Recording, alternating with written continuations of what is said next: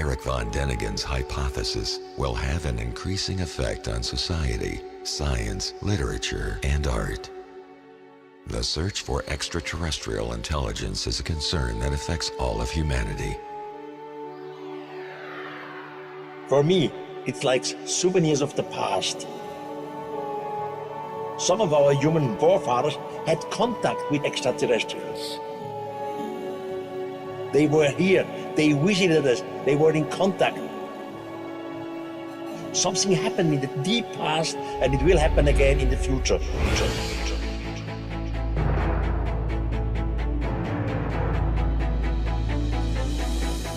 The author of the sensational international bestseller and the most compelling non-fiction publication of all time is back in London for the first time in 25 years to celebrate Chariots of the Gods' 50th anniversary. Eric von Däniken Legacy Night. In this 2-hour special, you are invited to share with Eric his most influential discoveries and revelations. Learn about his incredible life journey as an author and researcher. Meet the team behind the highly anticipated Chariots of the Gods 360-degree entertainment franchise. Eric von Däniken Legacy Night, live streamed from the Princess Anne Theatre, BAFTA 195, Piccadilly, London, October 15th, 2016. For more information and to purchase tickets, please visit zoharstargate.com.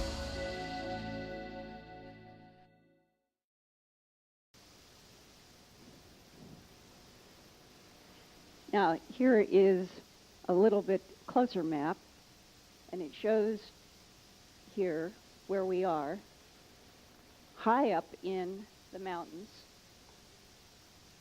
in a tiny village in where there are never more than 140 people at any time in the year.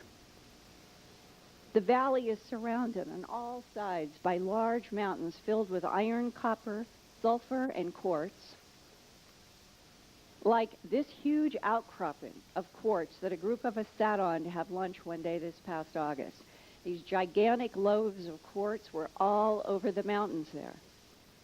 Back in 1982, many people were reporting mysterious lights, and on September 25th, 1982, at 7:30 in the evening, engineer professor Erling Strand from Oslo was in Hessdalen to investigate because so many people had been reporting seeing all of these strange lights. Again, not structures, but lights that could glow with intensity, and some were being described as filling a valley with light. And as an engineer, he was baffled. What would be the energy source that could sustain over time that kind of intense lighting? To his amazement, he saw a large, bright white light that moved up above the hill, swinging right and left, and then beams emitted from the light, pulsing on and off for more than an hour. Professor Strand was determined to find out what the light was, and by 1984 he began a scientific investigation known as Project Hessdalen. To keep a constant surveillance on the valley, in August of 1998, he built what he calls an automatic measurement station on the side of a hill. The station now has 3 cameras which are triggered by certain frequencies of light events, and the cameras interface with computers inside the measurement station. The station now operates 24 hours a day, 365 days a year. Here is Professor Erling Strand from Oslo standing next to the measurement station that he calls the Blue Box. He teaches at the School of Computer Science at Oxford College in Sarpsborg, south of Oslo. To date, the cameras at the Blue Box have recorded more than 100 light events, of which 79 remain unexplained, including this photograph of the orange-tinted object taken by the monitoring station cameras on October 9th, 1998 at 6:16 p.m. local time. Then on December 4th, 1999, a little more than a year later, a videotape camera caught 12 seconds of what the scientists call a thermal plasma of unknown origin doing the strangest dance across the sky I think you will have ever seen. And now we're going to play this videotape. It happens quickly, And we're going to continue on into a Discovery Channel excerpt with Professor Strand about his research. This is in the day. And watch over here. No one knows what this is. But this is what people see in the Hessdalen Valley of Norway. And it has the glowing characteristics of a plasma with a strange motion.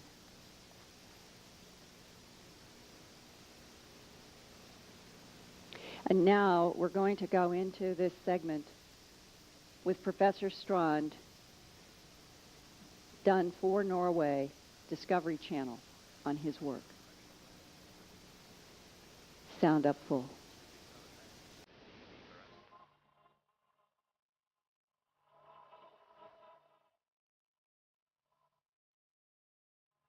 Jeg har alltid vært nysgjerrig på ukjente ting, og ting som kanskje ikke er så lett å forklare.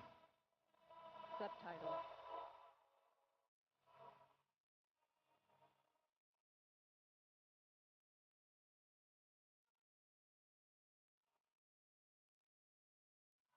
Oh, if you can't read it, strange and unexplained light.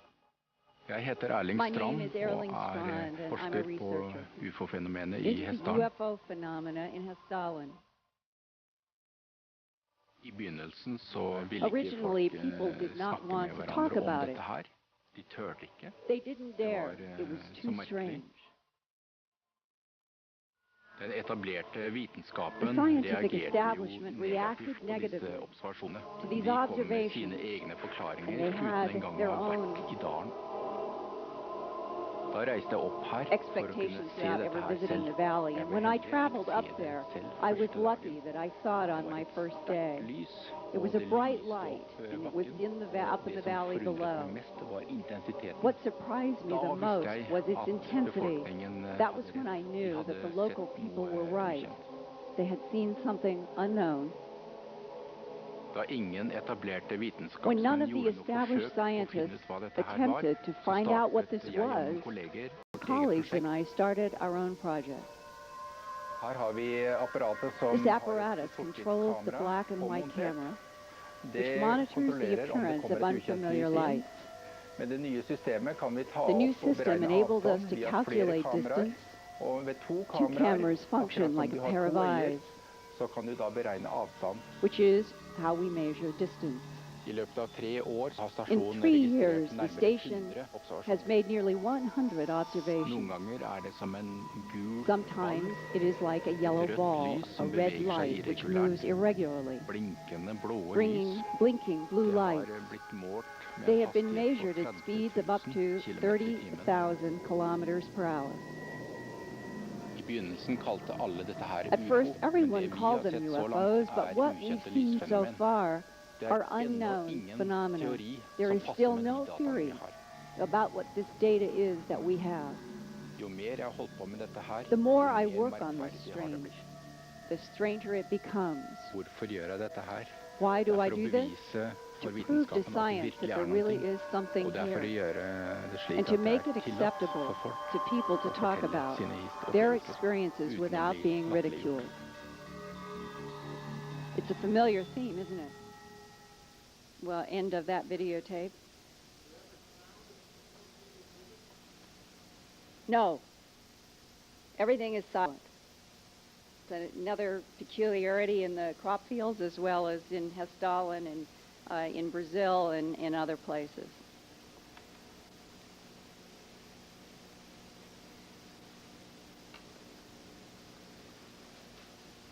Some of the lights flash for only fractions of a second. Here is a time-lapse photograph taken overlooking the Hessdalen Valley by Dr. Massimo Teodorani, astrophysicist from the Institute of Radio Astronomy in Medicina, Italy. All those yellow-colored flecks are mysterious pulses of light that have been caught on this time-lapse frame that he and Italian colleagues and Erling Strand's Norwegian engineering team think hold the answers to a potential new energy source in plasma physics. That's what's keeping these guys going year after year. They think they're on the trail to something unexpected, unidentified, but that the thermal and light characteristics over time are suggesting that something has to be providing energy to these that is not understood and they think could be a key to something in the future. Other lights have moved and glowed for minutes, even up to 2 hours, leaving vivid red and yellow patterns in time-lapse photographs such as these, moving over the quartz, iron, sulfur, and copper mountains that surround Hessdalen. By August of 2000, Dr. Teodoranyi became so interested in Erling Strahn's research data that he decided to study the Hessdalen lights the same way that he studies the optical spectra of stars. The first joint Norwegian and Italian projects in Hessdalen were in 2000 and 2001 and continued on in August of 2002 when I joined them. They used radio spectrum analyzers, photographs, videotape, and spectroscopes. The first analyses broke the light phenomena down into two groups. 95% of all of the light phenomena is thought to be what they call thermal plasmas of unknown origin, and 5% unidentified solid objects because of the returns that they have gotten on radar.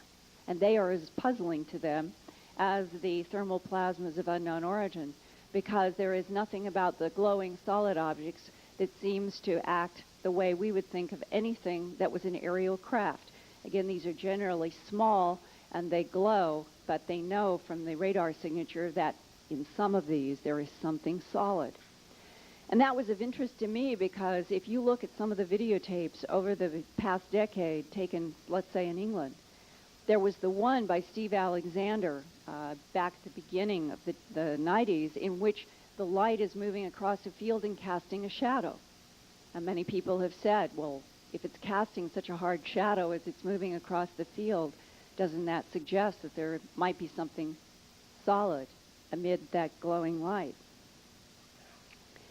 The plasmas emit long-wave radio frequencies, and very oddly, their temperatures do not vary with change in size or brightness.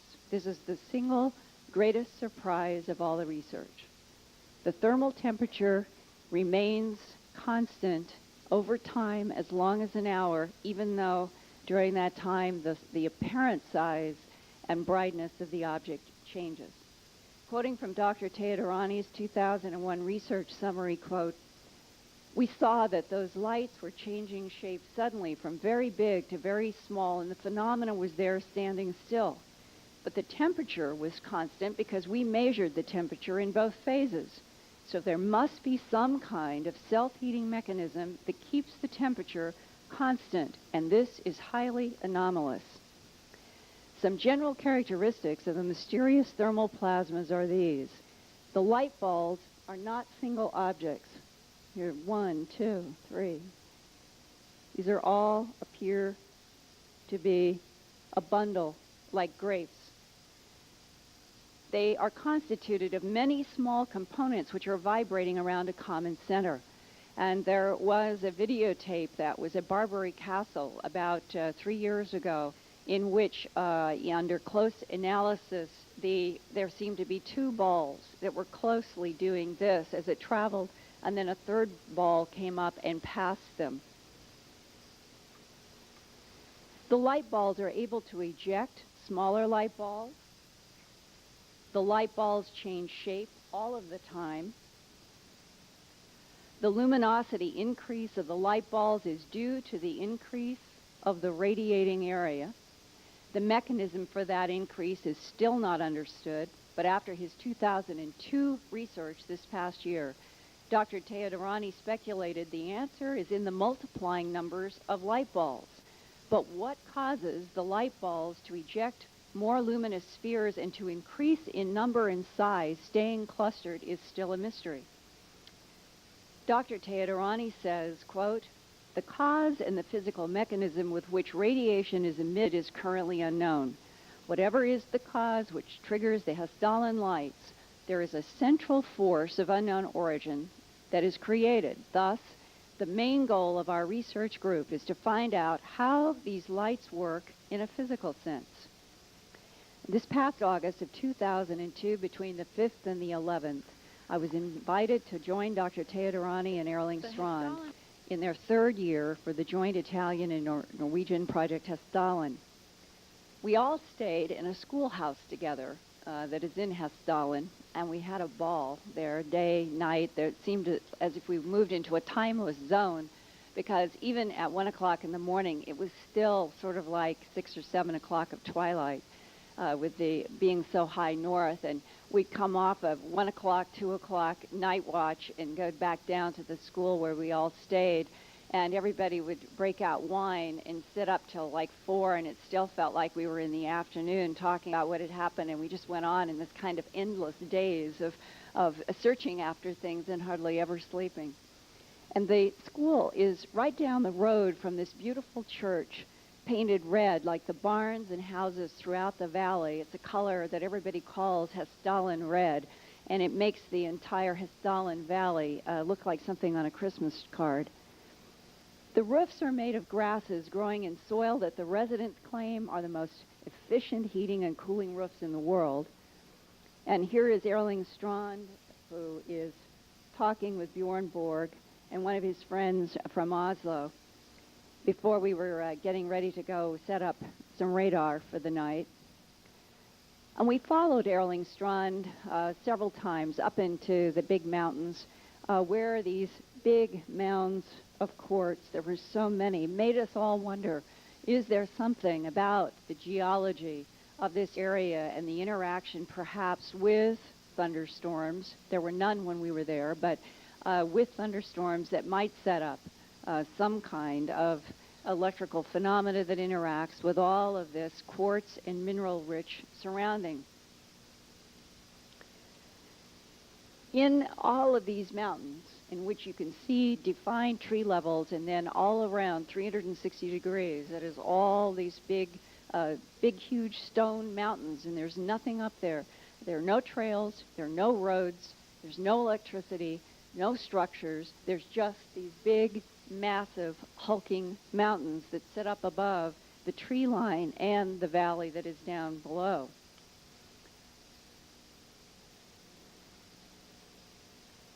We often wondered, are the mysterious lights in Hessdalen connected to these minerals in the geography? And that goes to the question that we've raised here in this room in previous conferences. Could limestone, for example, another kind of crystal that makes up the British Isles and Germany's Isle of Rügen and the U.S. regions as Missouri and Arkansas and Texas, where there are lights, are they linked again there to the geography? Is there something about what we'll call thermal plasmas of unknown origin that focus around or interact because of certain geographies on this planet? Are we dealing with a plasma physics that has escaped truly the attention of physicists, and how is that possible? And is the same plasma force involved in all of these different phenomena, from the Hessdalen Valley to worldwide crop formations to the puzzling lights that people have seen not only in Marfa, Texas, and Dover, Arkansas, but in Brazil, South America, and in many places around the world? And if so, why do many of these lights that may be plasmas react as if intelligent, or at least respond to changes in the environment around them, as Erling Strand and others have witnessed? And I'd like to share with you a brief excerpt from an interview that I did with Erling Strand in Hessdalen in August that is about his own first-hand experience that convinced him that the Hessdalen lights, whatever they are, act with intelligence. Let's have audio cut number 1. We wanted to do a test with a laser. Well, the reason was that the people had told us that when they use a spotlight pointing towards the light, it disappears. And when we prepared a field investigation, which we ran back in '84, we instead of using this big spotlight, we use a laser instead, red laser, which wasn't so strong, but a flashing light was coming, and we pointed the laser towards it, and suddenly the flashing frequency doubled. And we was surprised because we hadn't expected that. So we took the laser down again, and the flashing become as it was before. And we took the laser up again, and the same thing happened. It doubled the frequency. 1 week later, there was a light that was seen around our feet, which was a red light, as if there was a laser pointing down on the snow. But there was no laser present at that time. So that was really strange. And when you saw that light on the snow that seemed to resemble a laser, what went through your mind about the implications? Well, it's a difficult question. It's the more you study, the more strange it is, and it's really strange. It's not easy to find one answer on what it can be, but I think we can learn a lot of it, and we can learn well, where come all the energy from? Because you have stories when people tell the part of the valley has been illuminated in the middle of the night, and there must be a huge amount of energy. And where does all this energy come from? That's one question. And why does it dim the light when the airplane is moving? Why does it react on laser? Well, there's a lot of questions. And now I want to share with you some scenes that I shot with my own Sony digital video camera in both natural light and night vision mode during my week in Hessdalen.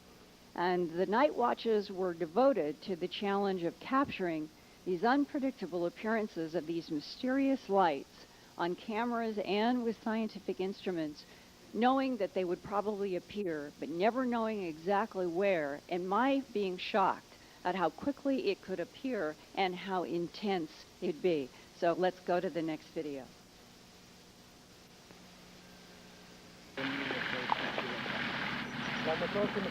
The Hessdalen researchers drove up each night around 10 p.m. onto a hill above the valley famous for mysterious lights. Radar gear was set up by Dr. Stelio Montebignoli and his colleagues from Italy's Medicina Institute of Radio Astronomy. Telescopes, cameras, spectroscopic lenses, night vision video recorders, binoculars, and other gear were also assembled.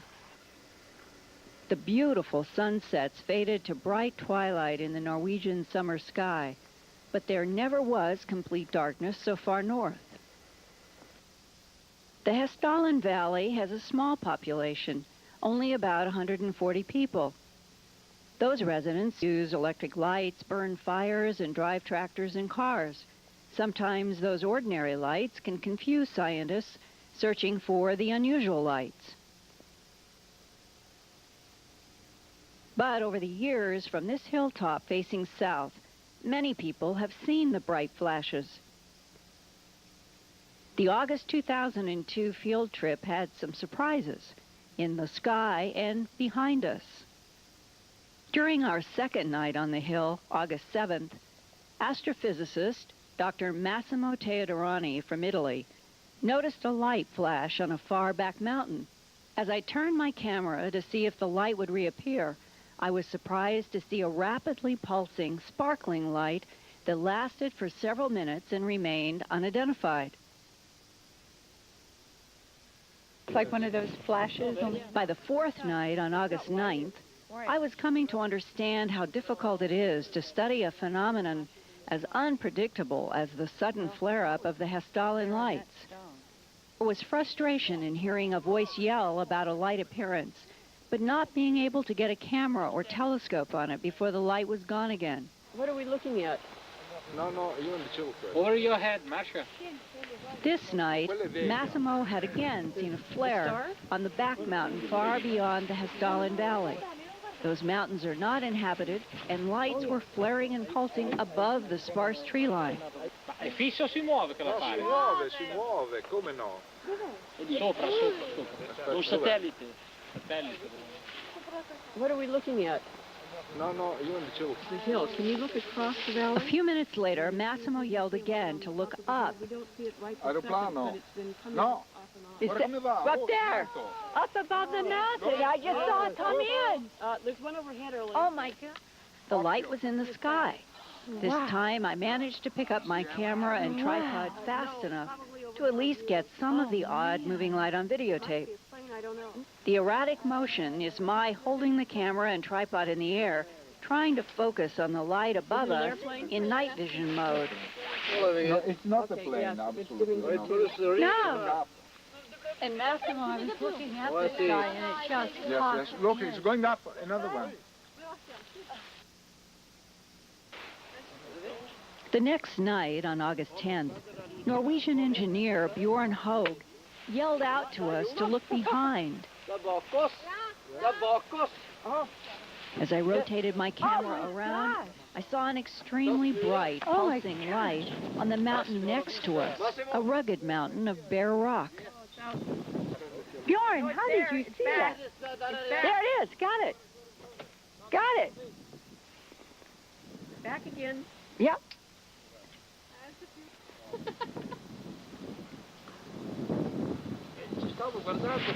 It's like fishing with your bare hand. Then I turned my camera back toward the Hessdalen Valley, and another light flared up on that back mountain again. Did you see it, Masha? Yes, I got it. You see it? Yes, sure. Now,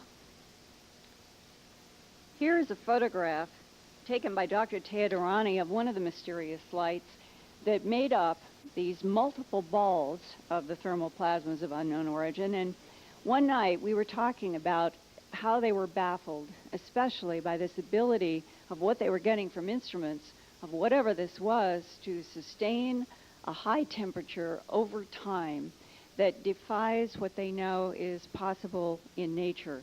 And I'd like you to just hear a very interesting excerpt from Dr. Teodorani, a highly respected astronomer, who has now been pushed to I'll call it a new level of thinking, and that's what he said.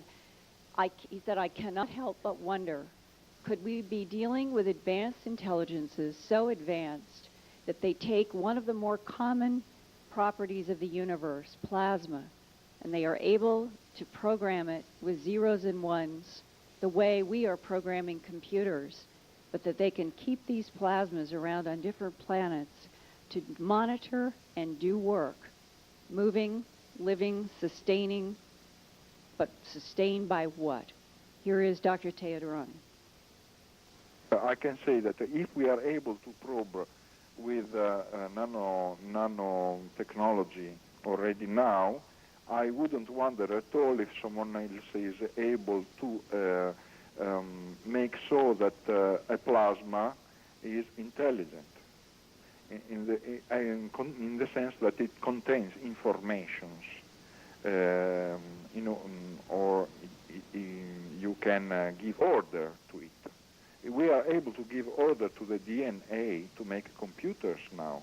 So what happens when we will be after 1 million years, or maybe less, 1,000 years, maybe we will be able to educate not only a DNA or chips, but also a plasma to make all the orders that we want. So I cannot exclude that some intelligence is able to do that, to educate a plasma to make several actions. I cannot exclude, but I cannot demonstrate it scientifically, of course. The challenge that we all have, how to prove to this planet that the physical evidence is there of Earth mysteries that need to be studied, and how do you prove something that may fall into the category of advanced technology that can even work at molecular levels that right now we still cannot? If these luminous phenomena are monitoring devices, as he suggested, who or what would be doing the monitoring? Who would program plasmas and other materials to monitor the Earth life on it, and why? And now we're going to jump from Norway to Brazil. Maybe.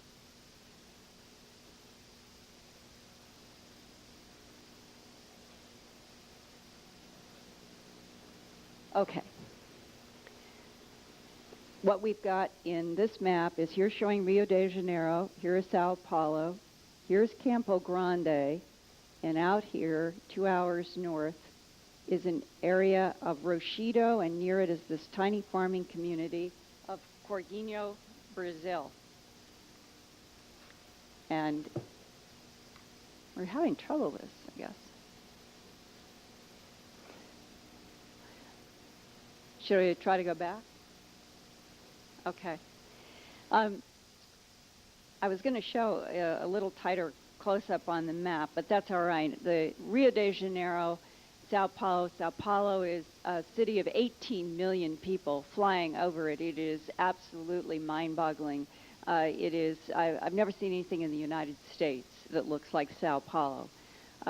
It is civilization stretched to the max over such a gigantic land area that it takes your breath away.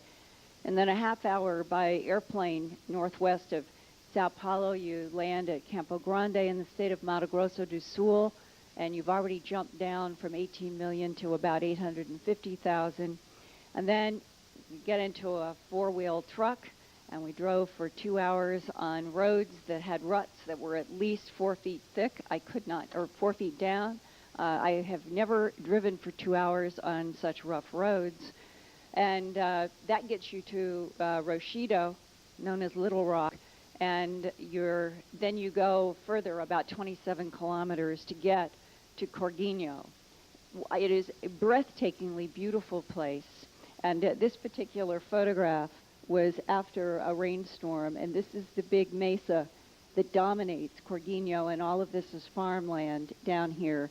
And the area that we are involved with is on this western side of the mesa, and there's another farm on the east side. A whole series of things have happened. There's much that happens around this mesa, but interestingly enough, the greatest phenomena is actually to my back as I'm taking the photograph, which is another hill. All of these areas you can see in the back. It's valleys coming up into big mesas. You can see more there, and here is another. It's coming up into a smaller hill, and that's this whole topography are mesas, valleys, hills, and palm trees right next to cactus. It is a desert tropical mix, and it is almost solid iron everywhere that you go. Now, that mesa is where the man, Uringer Oliveira, has a farm, and we're going to be talking about an event that happened there on September 15th, and I'm going to try to orient you a little bit about him and his family. This is Uringer's wife, Jessica, and their 2-year-old son, and she is standing on the porch. Their house is not even finished being built. They are not a wealthy family. They're not even a middle-class family. It's a very minimal house that's in the process of being built. And on this particular night of September 15th, 2002, she and boy were in Sao Paulo visiting relatives. And part of the reason is because Uringer Oliveira has had, over a period of his life since he was 13, an ongoing kind of, but periodic, intermittent interaction with what he calls tall, blonde beings. And he had told Jessica and his son, his parents live on this farm, cousins, it's a large extended family-run farm, that he had gotten communication through what he calls a plasma ball. It's interesting that in the Portuguese to English translation that I was hearing that word plasma yet again going down to Corguinho. And why was I there? Because on this night of September 15th with his wife and son away in Sao Paulo, really I think at his recommendation. And he was at the house. His family went up because of an event that we're going to see here in a minute, and found this bedroom empty, and it had this strange body print here and one in the ceiling. Here's a closer look of the bed sheet. And here's a closer look at the ceiling. And the first time that I saw the photographs of this body print and the bed and the ceiling was in December of 2002 in photographs that were taken by a Brazilian businessman named Felipe Branco. He's the owner of what is called Castelo Branco Fazenda in Campo Grande.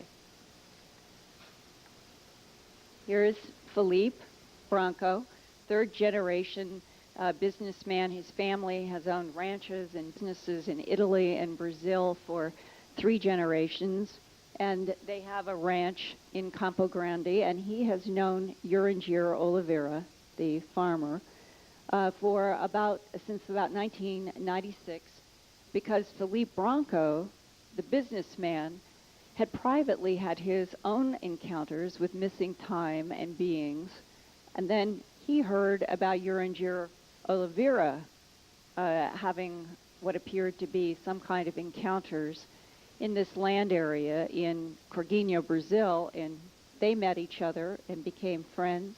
This is a travel agent out of Rio de Janeiro who just travels around Brazil and takes groups and is extremely skilled in 5 languages, and his name is Luciano Didier, and Luciano and Felipe were the 2 English translators. Urangir Oliveira speaks only Portuguese. Now, just a little bit of background before we start going into some of the events that happened on September 15th, 2002. Urangir Oliveira was born on March 14th, 1963, in a rural area outside of Sao Paulo, and is now 40. Urangir had 5 brothers and 3 sisters, and his father was a city service employee. By age 8, Urangir realized that when he fought over food with his brothers and sisters at the kitchen table, his hands gave off some kind of energy, that's what his mom called it, that would bend and twist the metal utensils whenever he picked them up if he was in a particular energy state, which was often quarreling with his brothers and sisters. He remembered once throwing a fork with anger and was amazed, along with the rest of his family, as the fork hit the table and then kept the tines and the fork kept bending and twisting as it laid on top of the table, shades of Uri Geller. Urangir Oliveira recalls physical abductions from here, from where he lived around Sao Paulo, beginning when he was 13, and then 27, age 35, and the last being September 15, 2002, when he was 39, with these tall, blonde humanoids, plus another encounter in Sao Paulo with the blonde humanoids when he was 23 years old. According to him, they were alive and walking around in an area of Sao Paulo where a very dramatic experience occurred with him, which at some other point in another time I might discuss, because there's so much to go into here today. Now, Felipe Branco was at the Urangir Oliveira farm in Corguinho, Brazil, at 7:30 p.m. on September 15th, because Urangir had called him and had let his family know and had let friends know that he had gotten information through one of these plasma balls, which they've all seen around that farm, same parent kind of plasma balls that we were talking about earlier, or at least in terms of appearance. What are they? That's what we're all trying to find out. And that the communication was that on or before 10 o'clock on September 15th, 2002, that the blonde humanoids were going to take him physically from his house and at some point He had to be there and to be ready. So the Leap is driving in, just coincidentally. He had been late. He had expected to be there earlier. And he was driving into the driveway that comes into the farm at almost exactly 7:30 p.m. when he heard all the sound on his truck, saw coming down on his windows, onto the road in front of him, and in the lights was a rain of rocks. And Uringer had told everybody in the family that the beings had explained to them that at the time that he would be taken, that there would be a rain of rocks from the sky, and it would be a signal that he had gone. Gosh, I wonder why these keep locking up. Uringer made this sketch for me of the tall blonde beings that he has encountered during these various times, and says this is the exact being that was involved in the September 2002 event. And he said the blonde beings in these communications with these plasma lights had shown him somehow that he sees these pictures, whether the light projects them, whether it's an interaction with his mind, he's not exactly clear, but they had actually showed him that from all of the iron dust that surrounds the area, that there would be an interaction with this technology that they were going to use to transport him, and that one of the side effects would be all of these round rocks. And rocks did begin to fall at 7:30 p.m. on September 15, 2002. A visitor to the farm named Fabrizio da Silva captured some of the event on videotape, and I'm going to begin with that as we go back to the night of September 15, 2000. Uringer telepathically understood from the tall blonde being who met him in this craft that he was to enter this, what he calls, bubble. It felt like air conditioning against his skin when he stepped through its wall, and he understood that the bubble provided germ decontamination, energy balancing, and the creation of a glowing leotard-like suit that automatically seemed out of nowhere to appear on his body and replace the cotton underpants that he was wearing. When he laid down on the bed, it's a hot climate, the only thing he had on were thin cotton undershorts. The tall blonde male directed Uringer towards stairs, and they climbed to the next floor, where Uringer was to remain for the next 3 Earth days, watching wall screens of images about the Earth, this solar system, and the galaxy under the guidance of this being that he has drawn, about cosmic and Earth events that will culminate on December 22nd, 2012, with some kind of galactic event that will affect life on Earth. During our February 10th, 2003 interview about his experience, I asked Uringer if he and the blonde beings were in the same room for all 3 days. He said yes. Quote, "It's like the walls were endless. I walked, but I never reached the walls. So it gave the impression that the room was really big," unquote. I explained to him that other abductees have described, quote, "infinite interiors," unquote, in non-human craft before, and have been given information, but that time and space are somehow distorted within craft. But Uringer did not have such knowledge. On the evening of September 18, 2002, when the farm was relatively quiet, the tall blonde being walked Uringer down the stairs in the craft to the place that he said he both entered and left here, that had that same violet light in it. There he went back into the bubble where the silver glowing leotard-like suit dematerialized from his body, and his own cotton underpants materialized back on him again. He was put back in the violet beam and lowered into his bedroom, paralyzed in the same position he said that he had originally laid on the bed. The room was dark, and he could not see any details, but the very first sensation that he had as his body touched the bed again was stiff scratching on his skin. That scared him, and he jumped up and he flipped on the light. He was so shocked by the body print in the bed sheet, pillowcase, and the ceiling that he said his heart started racing with fear, and he touched himself, feeling that he must be burned, and he reached for the door to get out of the room, but it was locked. from the outside, a security measure that Philippe Branco had taken on the night of September 15th to preserve what was in the bedroom. Uringer had no telephone in the room, and the only way that he could communicate was with an intercom system if somebody was at the other end of the intercom in the farm. And fortunately that night, somebody heard his intercom saying, "I am back, come and get me out of the bedroom." Now, after seeing Philippe's dramatic photographs for the first time, he was one of the ones in that crowd around the bed on that night with his videotape, I phoned Philippe Branco in Campo Grande, and we did interviews for both earthfiles.com and for radio. And I asked him at the time about was anyone getting samples from the bed sheet and the ceiling to scientists to analyze. He said, no, we don't really know what to do.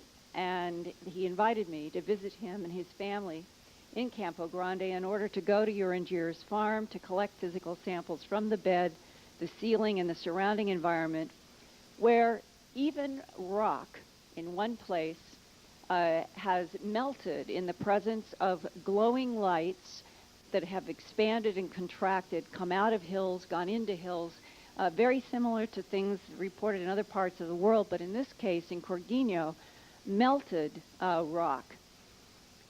On February 8th, we traveled on these rough dirt roads to Uringer's, well, we'll get past the bedroom, to Uringer's farm. And my slides seem to be...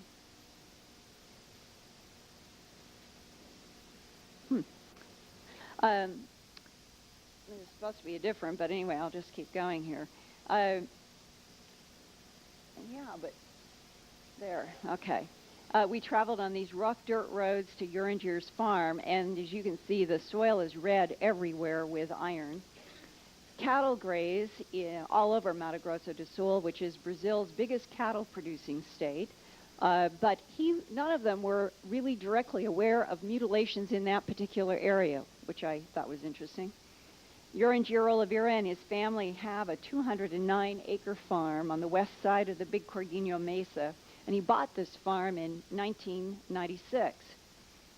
Convinced from the geology, and this is supposed to be natural geology in Corguinho, that he thinks makes contact easier with these blonde beings.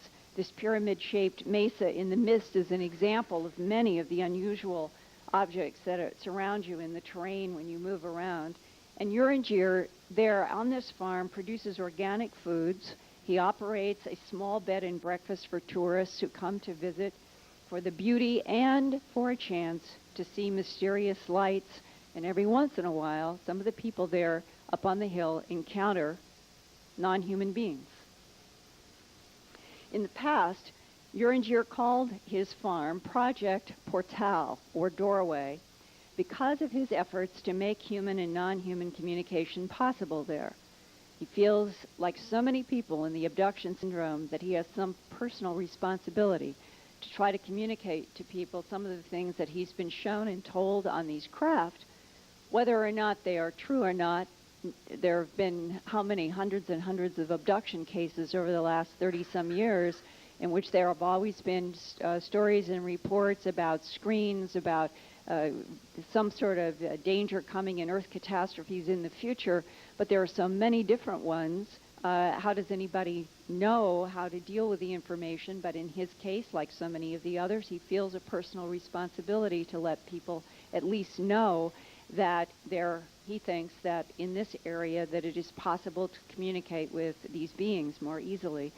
And he has now changed the name. It is no longer Project Portal, has not been for some time. The farm is called Ecovilla, and that is because his focus is now on producing organic foods.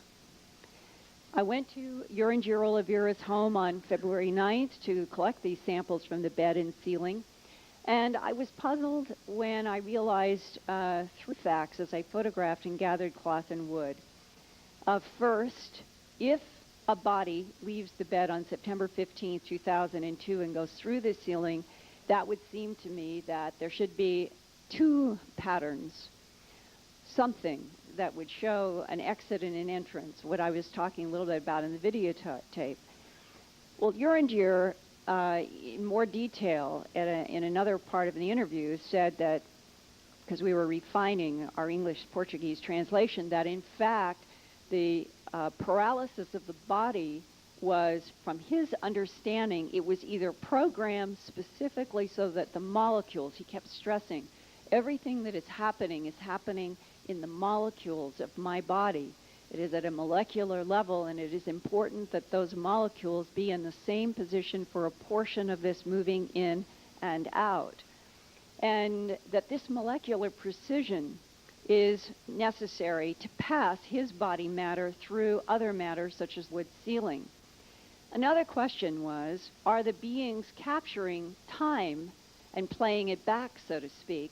Another concept that has come up in other abduction cases and from some people in the military, and that returning time or changing time and rocking it back and forth might be able to accomplish such precision.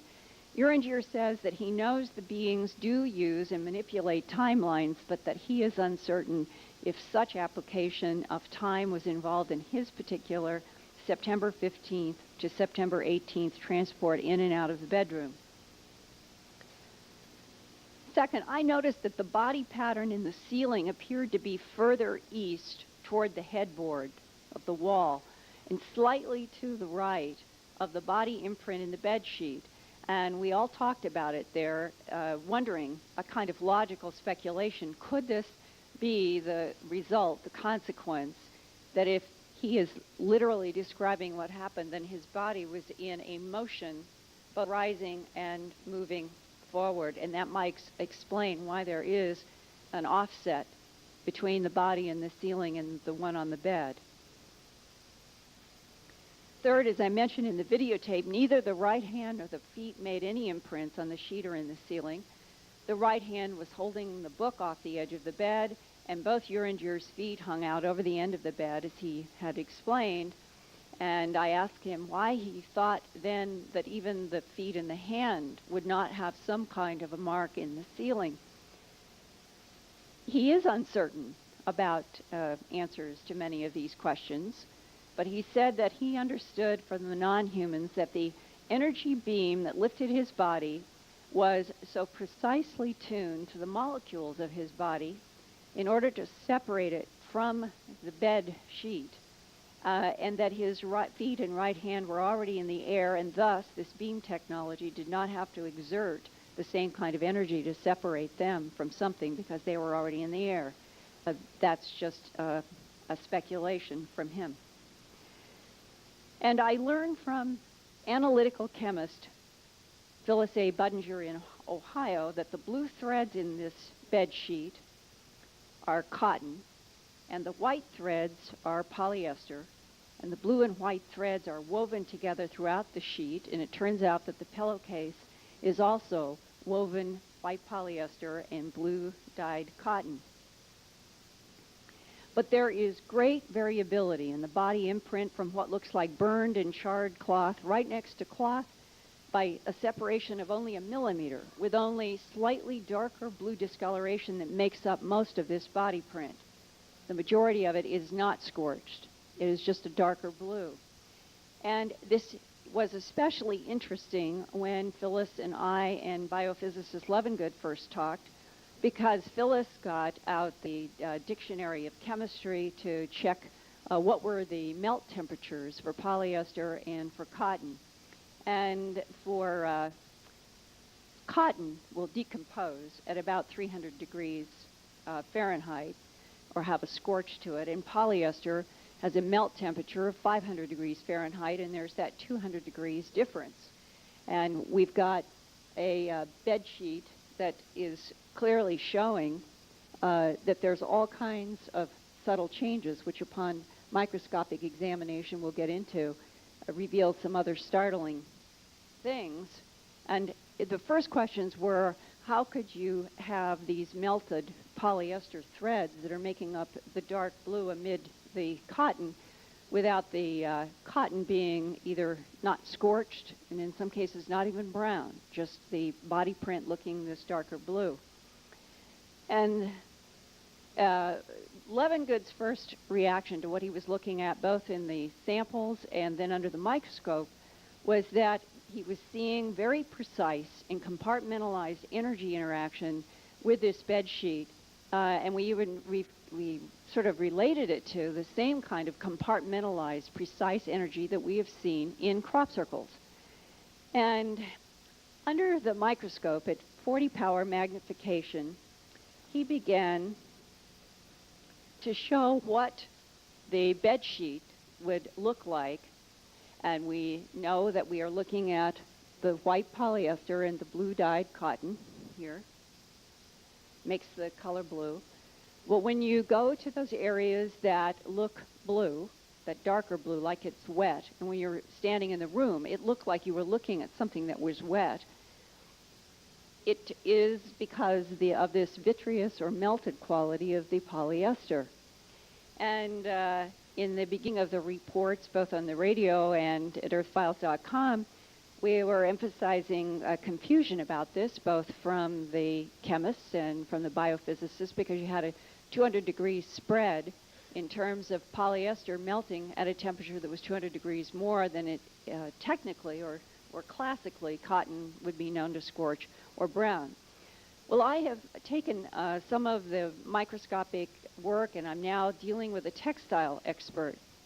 And it turns out that the big important factor, which is unknown, is time, the timeline. You can get cotton exposed up to, let's say, 1,000 degrees Fahrenheit for a short period of time, short. And it is cellulose and it will not scorch in carbon. But if it goes for a longer period of time, you will get scorch and burn. That is potentially how we could have melted polyester at 500 degrees Fahrenheit with the cotton right next to it. We're talking millimeter, in some cases fibers and microns, where the cotton is unaffected right next to the melted polyester, but that would mean that whatever the exposure was, it was extremely short. And Uringer Oliveira said that there was this flash, and then the color. We've got his testimony. So whatever happened may have happened quickly. If it involved a high temperature, we still have the question, why was he not burned? Well, bodies do have a moisture. This is how people can walk across coals. There was moisture on his body. If this was a very short exposure of something, and we don't exactly understand what this energy system is, then it may have instantaneously melted the polyester, not scorched the cotton at a high temperature everywhere, and not burned him. But it still leaves then a lot of the puzzles about why there is such a complexity of mixtures of the very scorched and melted and burned right next to absolutely perfect untouched material. So, and now we're back to biophysicist Levengood saying that whatever happened on this happened with such precision that the compartmentalization of energy that created this, as far as he's concerned, is not explicable as of this time. Now, to show that whatever was happening here is not completely thorough and not completely understood, this arrow is just pointing at an example. You can see it throughout these others, that there are still fibers of the polyester that are inside the melted polyester that have not melted. So within some of the melted polyester fiber, there are still fibers that we can see in there. So many people hearing that, oh, this must be a hoax, have sent emails saying, well, you could do this with a candle, you could do it with a blowtorch, you could do it with an iron, you could do it with a curling rod, you could, and on and on. And I've talked with Levengood and with Phyllis Budinger and with the textile people about this. And Levengood says, absolutely not. He emphasizes that each thread is roughly a little over 0.4 millimeters in diameter, The fibers that make up the threads are down in the micron region, which is 1/1,000,000th of a meter. For example, one blood cell is 7 microns in diameter. Each thread is composed of maybe 100 fibers, and the same is true with the cotton. The fibers in both materials are roughly the same diameter, so changes in the bed sheet and the pillowcase in this instance have occurred right down to the thread and even the fiber level. And this is where you start to get into the baffling part of this case. This photomicrograph was taken in a transition region where the cotton threads changed from the blue up here down to brown in a space of 2 millimeters. What you're looking at is magnified under a microscope and is 2 millimeters from here to here. And in that region between the blue at the top and the brown at the bottom, the blue-dyed cotton threads become very pale in color. And in a space of 2 millimeters, whatever this energy is that affected this bed sheet has changed from heating the polyester to seemingly not affecting the blue cotton. And bottom line, whatever happened, it means that something on this bed sheet could keep one part cool only 2 millimeters from something else that was really hot. And in some of these places, the carbon, the burned, absolutely burned, carbonized, scorched, can be right next to an area that is completely unaffected, and that you find all of this compartmentalization all over this bed sheet.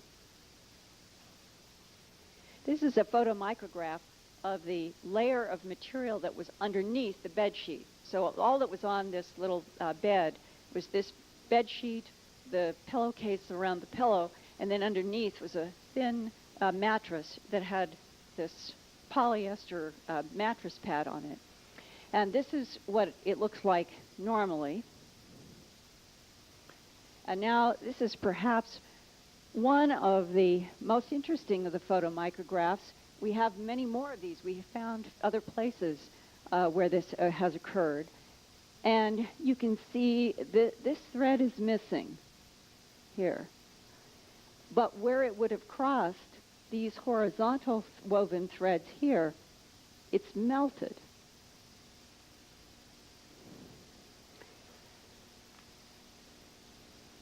And none of the other polyester threads around it seem to have been affected at all. And as Levengood said in sending me this photograph and looking at others, that the energy has been so compartmentalized and so finely tuned that it could affect this one fiber, cause that one fiber melt without affecting the others, is again underscoring that whatever happened to this sheet right now falls in the category of a control on heat that can melt polyester and not scorch cotton, or melt polyester and scorch the cotton, or melt polyester and seemingly not affect the cotton at all, and a lot of variations on that theme. Well, what about the ceiling? Here is a sample. It was a lot of work to get this out of the ceiling, let me tell you.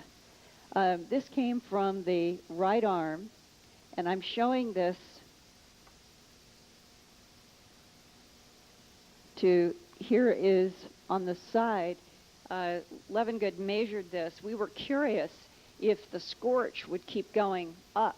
Would it be affected through the ceiling and up into the little rafters, and had a red tile ceiling? While I was there, we did have, I think it was Uringer climbed up to see if there was anything on the tiles, because I asked the question and nobody had investigated. Well, as it turned out, this seems to be very thin, 4 millimeters, and very consistent in the sample piece that I was able to get. And right now, I can't tell you much more except that it appears that whatever interacted with the ceiling, it really affected a very, very thin layer, and then it didn't affect anything more in the ceiling.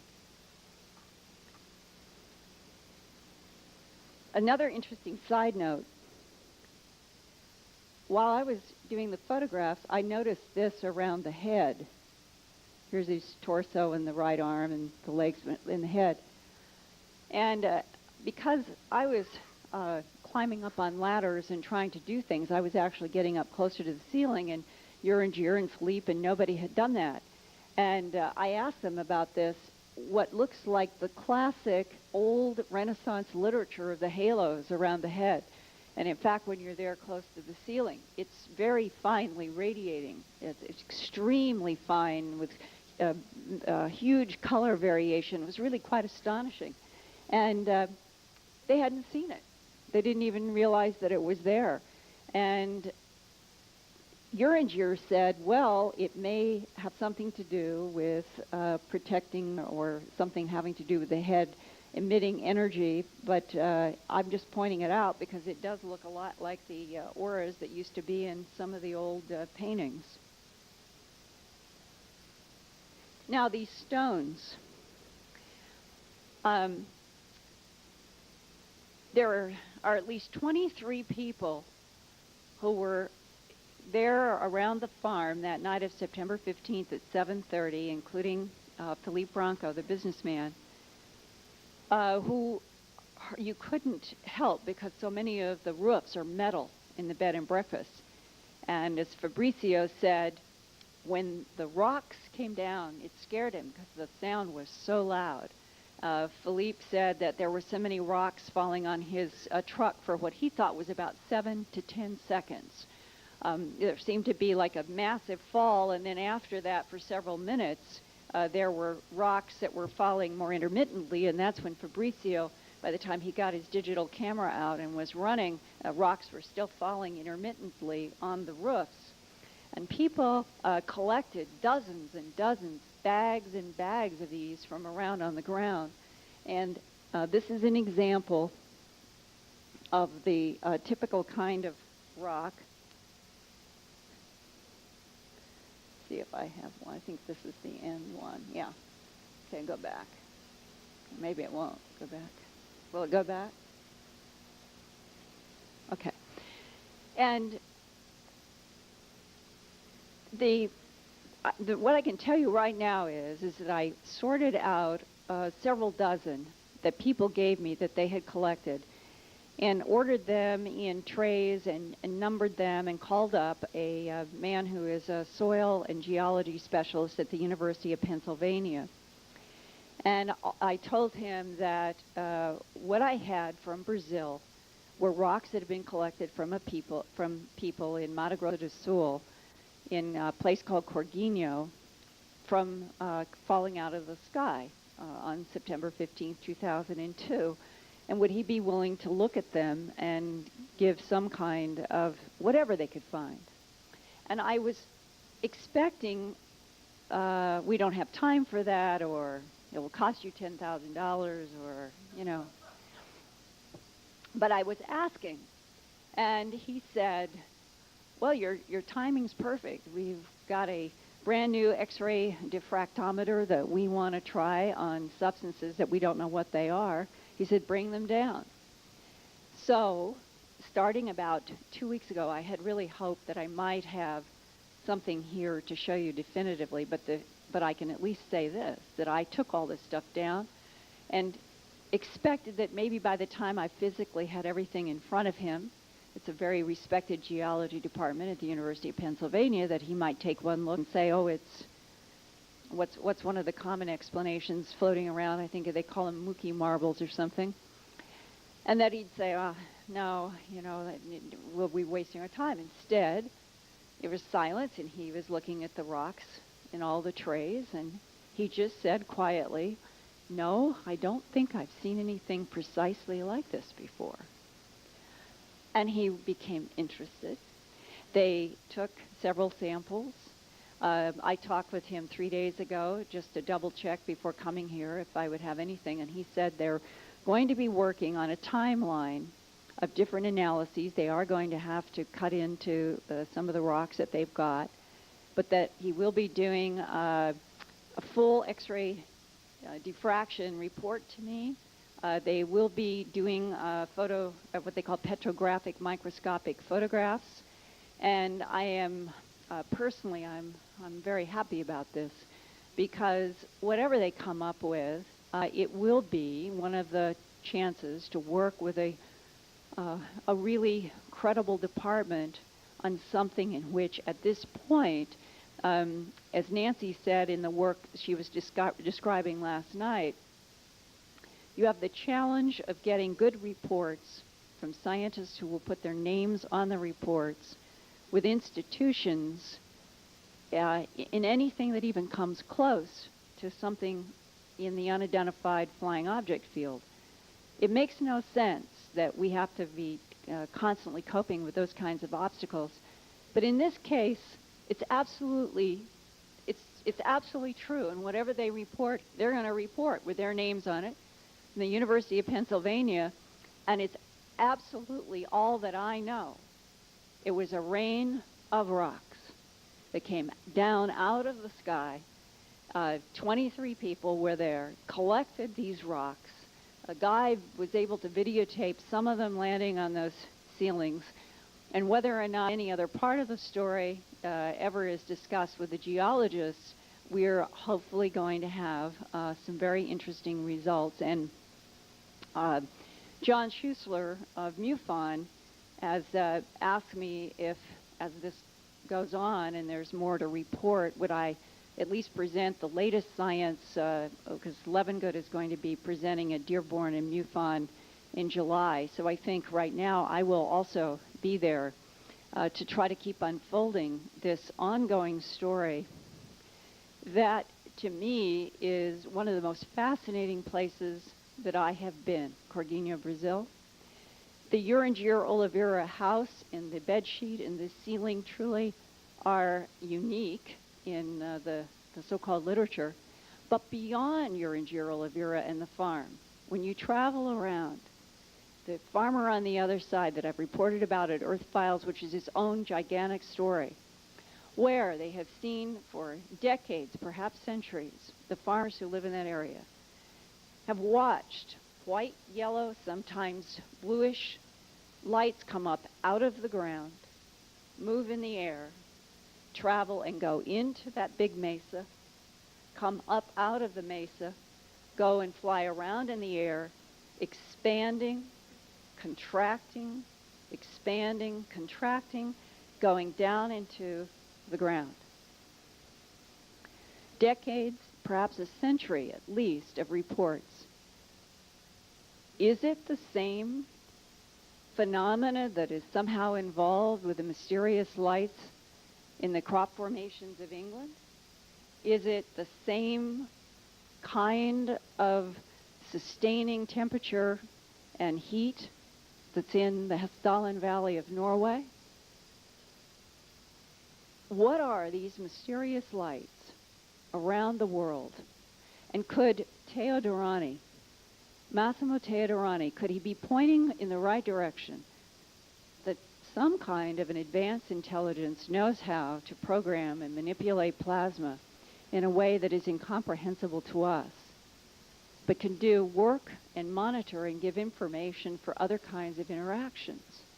That is the big question. What role do these seemingly intelligent plasmas play in an interaction between Earth life and perhaps something else? Urangier Oliveira would say that that's something else that can manipulate and work with plasmas are the tall blonde humanoids. Others would have other options. I don't myself know where anymore to say, where does the matter reality that we are sitting in this room stop and start, and the possibility that we could rheostat, if we had the technology and the know-how, electron, proton, neutron, even separate the strong and weak energies so that we could pass matter from one place through what looked like a solid wall or a solid roof, and that at some point in some distant future that might be as common as turning on and off a light switch. And somewhere between now and then, it may be that the next huge unfolding science that is still in some kind of fledgling state in which just a few scientists are beginning to pay attention may have to do with one of the most common parts of the universe, known as plasma, that makes up the sun, and we see it in lightning bolts, we see it in the corona borealis, and that the people in Corguinho, Brazil, and Hessdalen, Norway, and other parts of the world may be chasing and interacting with somebody's programmed and manipulated plasma. I certainly don't have all the answers, but these mysteries keep me going, and I hope it keeps you going, and I hope I'll see you here at Eureka again, and thank you.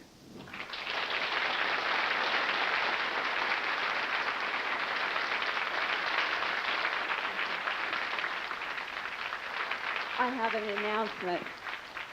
Thank you very much. I feel almost like we're a family here now.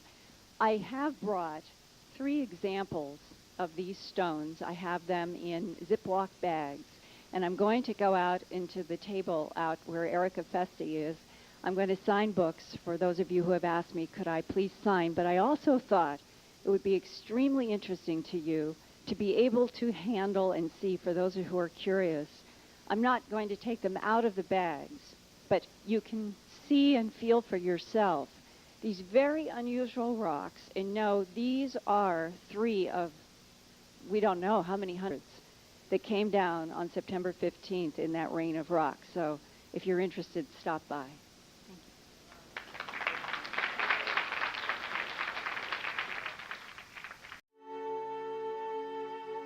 Eric von Däniken's hypothesis will have an increasing effect on society, science, literature, and art. The search for extraterrestrial intelligence is a concern that affects all of humanity. For me, it's like souvenirs of the past. Some of our human forefathers had contact with extraterrestrials. They were here, they visited us, they were in contact. Something happened in the deep past, and it will happen again in the future.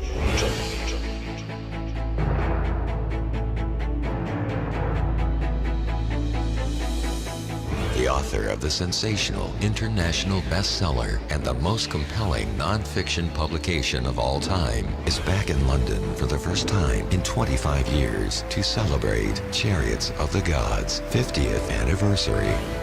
Eric von Däniken Legacy Night. In this 2-hour special, you are invited to share with Eric his most influential discoveries and revelations. Learn about his incredible life journey as an author and researcher. Meet the team behind the highly anticipated Chariots of the Gods 360-degree entertainment franchise.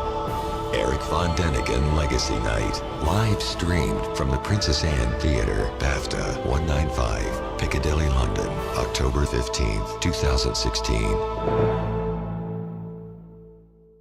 For more information and to purchase tickets, please visit zoharstargate.com.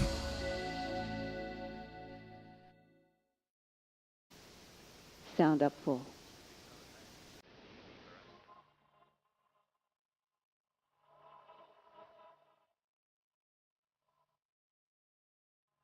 Jeg har alltid vært nysgjerrig på ukjente ting, og ting som kanskje ikke så lett å forklare.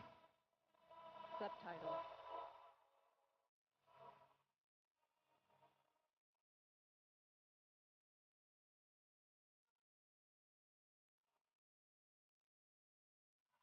Oh, if you can't read it, strange and unexplained light. Jeg heter Erling My name Strand is og Erling Strand, and I'm a forsker på researcher. UFO-fenomenet i This is Hessdalen. UFO phenomena in Hessdalen. I begynnelsen så ville ikke Originally, folk people did not snakke want med to talk hverandre om about dette it. her. De tørte ikke. They didn't dare. var, It was så too merkelig. strange. Den etablerte The vitenskapen scientific reagerte jo establishment reacted negativt på negatively disse observasjonene. to these De kom med observations, sine egne and forklaringer they uten had engang their å ha own vært i dalen. Da reiste jeg opp her for å kunne expectations se without dette ever her visiting the selv. valley. Jeg And ble when I heldig å traveled se up det there, selv I was første lucky dagen. that I saw it Det on var my et first sterkt day. lys, It was og a det bright lyste light, opp and it was bakken. in the up in the Det som valley forundret below. meg mest, det var intensiteten. What surprised me Da the visste most jeg was its at intensity. befolkningen That was hadde when I rett. De knew that hadde the local sett people noe were right. ukjent. they had seen something unknown. Da ingen etablerte When vitenskapsmenn none of the gjorde noe established forsøk på å finne scientists ut hva dette her var, attempted to så find out what this startet jeg og noen was, kolleger vårt eget colleagues and prosjekt. I started our own project. Her har vi apparatet som This apparatus har et controls the kamera black and white påmontert. camera, Det which monitors the kontrollerer om det appearance of kommer et ukjent unfamiliar lys inn. lights. Med det nye systemet kan vi ta The new opp og system beregne enabled us avstand to via flere calculate kameraer. distance. Og ved to Two kameraer, cameras akkurat function som like du a har pair of to øyer, eyes, så kan du da beregne avstand. which is how we measure distance. I løpet av 3 år har In stasjonen 3 years, registrert the nærmere station 100 observasjoner. has made nearly 100 Noen observations. ganger det som en gul Sometimes it is like a yellow rødt ball, lys a som red beveger seg light which irregulært. moves irregularly, blinkende blå lys. blinking blue Det har light. blitt målt med They en have been hastighet på measured at 30 speeds of up 000 to kilometer i timen. 30,000 kilometers per hour. I begynnelsen kalte alle dette her At first, UFO, men everyone det vi called har them sett så UFOs, langt but what we ukjente see so lysfenomen. far Det are ennå unknown ingen phenomena. teori There som is passer still med de no dataene vi theory har. about what this data is that we have. Jo mer jeg har holdt på med dette her, The more I jo mer work on this merkverdig har det strange, blitt. the stranger it becomes. Hvorfor gjør jeg dette her? Why Det do er I for å do this? bevise To for prove to vitenskapen at det science that virkelig there er really noe. is something Og det er for å here, gjøre det slik and at to det make er it tillatt acceptable for folk to people to å talk fortelle about sine their opplevelser experiences uten å without bli being latterliggjort. ridiculed. And some were being described as filling a valley with light. And as an engineer, he was baffled. What would be the energy source that could sustain over time that kind of intense lighting? To his amazement, he saw a large, bright white light that moved up above the hill, swinging right and left, and then beams emitted from the light, pulsing on and off for more than an hour. Professor Strand was determined to find out what the light was, and by 1984, he began a scientific investigation known as Project Hessdalen. To keep a constant surveillance on the valley, in August of 1998, he built what he calls an automatic measurement station on the side of a hill. The station now has 3 cameras which are triggered by certain frequencies of light events, and the cameras interface with computers inside the measurement station. The station now operates 24 hours a day, 365 days a year. Here is Professor Erling Strand from Oslo standing next to the measurement station that he calls the Blue Box. He teaches at the School of Computer Science at Oxford College in Sarpsborg, south of Oslo.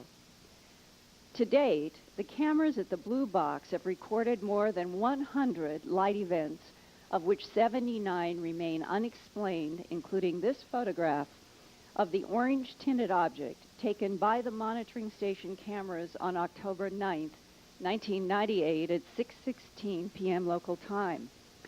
Then on December 4th, 1999, a little more than a year later, a videotape camera caught 12 seconds of what the scientists call a thermal plasma of unknown origin doing the strangest dance across the sky I think you will have ever seen. And now we're going to play this videotape. It happens quickly, and we're going to continue on into a Discovery Channel excerpt with Professor Strand about his research. This is in the day. And watch over here. No one knows what this is. But this is what people see in the Hessdalen Valley of Norway. And it has the glowing characteristics of a plasma with a strange motion.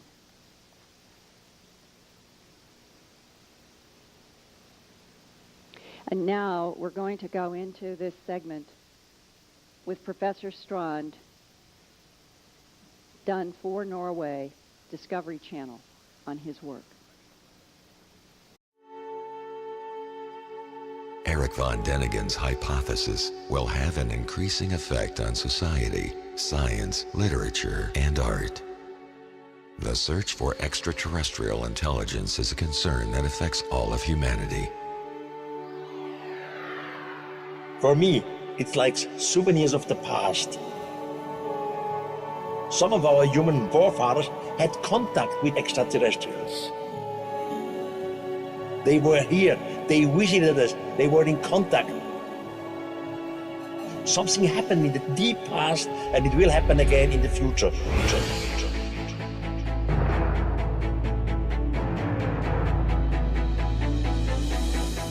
The author of the sensational international bestseller and the most compelling non-fiction publication of all time is back in London for the first time in 25 years to celebrate Chariots of the Gods' 50th anniversary. Eric von Däniken Legacy Night. In this 2-hour special, you are invited to share with Eric his most influential discoveries and revelations. Learn about his incredible life journey as an author and researcher. Meet the team behind the highly anticipated Chariots of the Gods 360-degree entertainment franchise. Eric von Däniken Legacy Night, live streamed from the Princess Anne Theatre, BAFTA 195, Piccadilly, London, October 15th, 2016. For more information and to purchase tickets, please visit zoharstargate.com.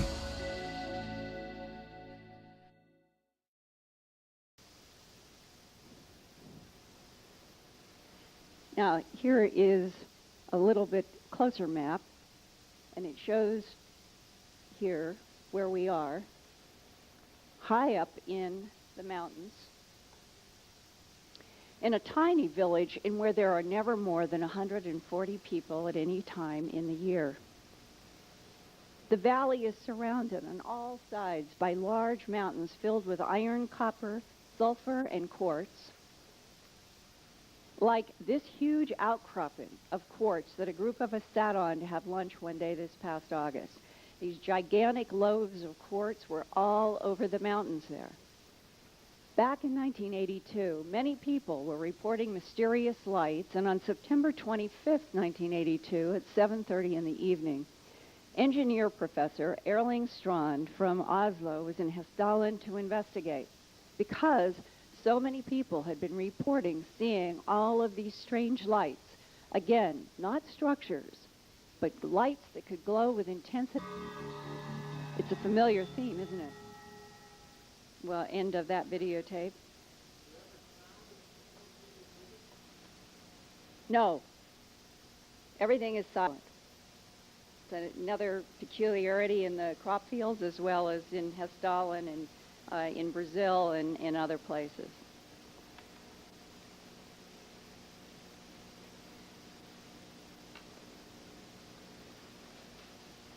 Some of the lights flash for only fractions of a second. Here is a time-lapse photograph taken overlooking the Hessdalen Valley by Dr. Massimo Teodorani, astrophysicist from the Institute of Radio Astronomy in Medicina, Italy. All those yellow-colored flecks are mysterious pulses of light that have been caught on this time-lapse frame that he and Italian colleagues and Erling Strand's Norwegian engineering team think hold the answers to a potential new energy source in plasma physics. That's what's keeping these guys going year after year. They think they're on the trail to something unexpected, unidentified, but that the thermal and light characteristics over time are suggesting that something has to be providing energy to these that is not understood and they think could be a key to something in the future. Other lights have moved and glowed for minutes, even up to 2 hours, leaving vivid red and yellow patterns in time-lapse photographs such as these, moving over the quartz, iron, sulfur, and copper mountains that surround Hessdalen. By August of 2000, Dr. Teodorani became so interested in Erling Strand's research data that he decided to study the Hessdalen lights the same way that he studies the optical spectra of stars. The first joint Norwegian and Italian projects in Hessdalen were in 2000 and 2001 and continued on in August of 2002 when I joined them. They used radio spectrum analyzers, photographs, videotape, and spectroscopes. The first analyses broke the light phenomena down into two groups. 95% of all of the light phenomena is thought to be what they call thermal plasmas of unknown origin, and 5% unidentified solid objects because of the returns that they have gotten on radar. and they are as puzzling to them as the thermal plasmas of unknown origin, because there is nothing about the glowing solid objects that seems to act the way we would think of anything that was an aerial craft.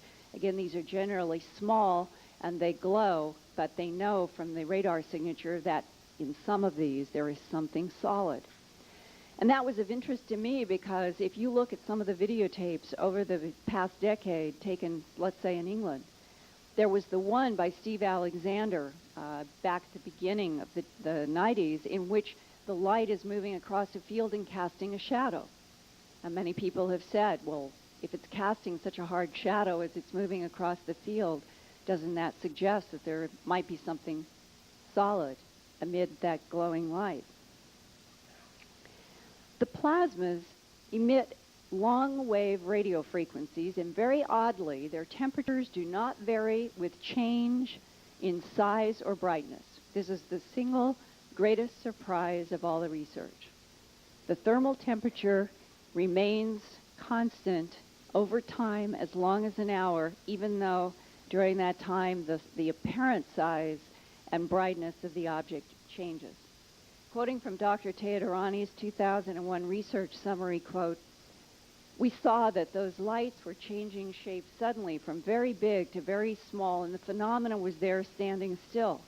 But the temperature was constant because we measured the temperature in both phases.